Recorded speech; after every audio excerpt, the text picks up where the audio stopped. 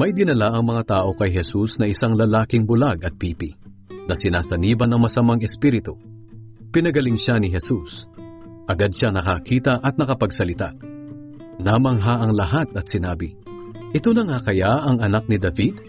Pero nang marinig ito ng mga Pariseyo, sinabi nila, "Si Satanas na pinuno ng masasamang espiritu ang nagbigay sa kanya ng kapangyarihang magpalayas ng masasamang espiritu."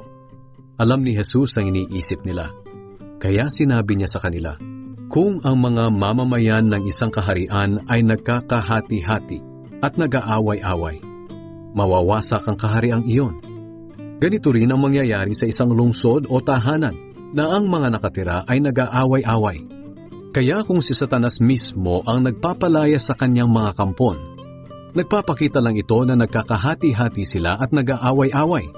Kung ganoon, paano mananatili ang kanyang kaharian?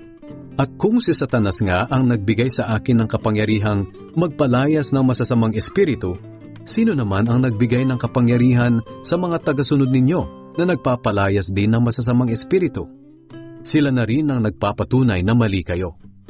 Ngayon, kung nagpapalayas ako ng masasamang espiritu sa pamamagitan ng Espiritu ng Diyos, nangangahulugan ito na dumating na sa inyo ang paghahari ng Diyos.